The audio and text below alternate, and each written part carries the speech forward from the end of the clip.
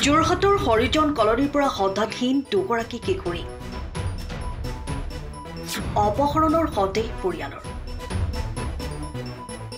3 দিন ধৰি নোহোৱা হৈ আছে দুয়োগৰাকী কিশোৰী অপহৰণ কৰি নিয়াৰ সন্দেহ পৰিয়ালৰ কিয়নো আৰক্ষীয়ে দুয়োগৰাকী কিশোৰীৰ শেষ লোকেশ্যন পাইছে চেন্নাই হাতত এক পইচাও নথকা কিশোৰী দুগৰাকী কেনেদৰে চেন্নাই পালেগৈ তাক লৈও এতিয়া সন্দেহ পৰিয়ালৰ লগতে অঞ্চলবাসী ৰাইজৰ আৰক্ষীয়ে শেষ লোকেশ্যন লাভ কৰাৰ পাছতো দুয়োগৰাকী কিশোৰীক ঘূৰাই অনাৰ ক্ষেত্ৰত কোনো ধৰণৰ গুৰুত্ব নিদিয়াৰ অভিযোগ কিশোৰী দুগৰাকীৰ বয়স 14 আৰু 15 বছৰ বুলি জানিব পৰা গৈছে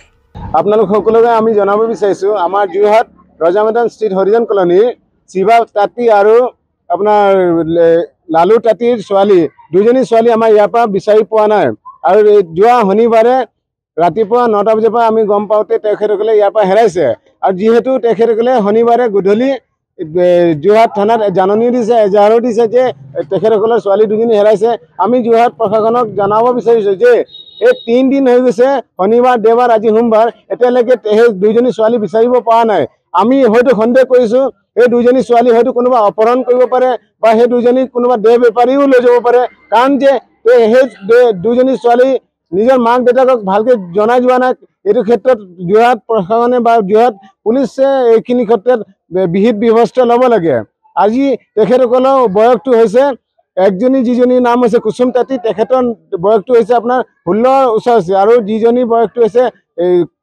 আপোনাৰ সুনিতা তাঁতী তাৰ বয়সটো হৈছে 14 বছৰ এই কণমানি শিল্পীবিলাকে হেৰাইছে আজি যদি ভিআইপি ভিপিআইপি যদি ল'ৰা ছোৱালী হেৰালে হয় হয়তো এঘণ্টা আপোনাৰ 12 ঘণ্টাৰ ভিতৰতে তেখেতসকলক বিচাৰি উলিয়াই দিলে হয় আজি চাফাই কৰ্মচাৰী ছোৱালী হেৰাইছে বুলি তেখেতসকলে গুৰুত্ব দিয়া নাই আজি এজনী পুলিচ বিষয়া আহি তেখেতসকলক কৈছে যে আমি তেখেতৰ লোকেশ্যনটোহে অকল চেন্নাইত পাইছো আৰু তেখেতসকলে কৈছে যে বাইদেউ সোনকালে বিচাৰি চেন্নাইলৈ কেনেকৈ যাব পাৰে চেন্নাই হেৰিয়ে দিব আজি যোৰহাটৰ বাহিৰত নোলোৱা ছোৱালীজনী চেন্নাইত কেনেকৈ লোকেশ্যন পাব আৰু যদি তেনেকৈ হৈছে তো এইখিনি ক্ষেত্ৰত পুলিচে একদম তদন্ত উলিয়াব লাগে তেখেতসকলে অকল লাইটলি কথাটো লৈছে যে এইটোৰ ওপৰত চাওঁ আমি যদি বিচাৰি দিব পাৰোঁ কিয় কাৰণে বিচাৰি দিব পাৰোঁ এটি আশা দিছে আপোনালোকে বিচাৰি দিব লাগিব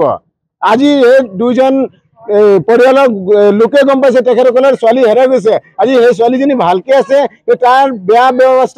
অৱস্থা কৰি দিছে সেইখিনিৰ ওপৰত পুলিচে দায়িত্ব ল'ব লাগে আমাৰ আইন কিয় কাৰণে বনিছে আজি যদি আইনে যদি আমাক সুৰক্ষা দিব পৰা নাই তেখেতসকলে ইয়াৰ পৰা ওলাই যাব লাগে আমি চিধা কথা কৈছো আমাৰ চাফাই কৰ্মচাৰীক অতি তদন্ত সোনকালে ইয়াত আমাক আনি দিব লাগে সময়ৰ খবৰ সময়ত পাবলৈ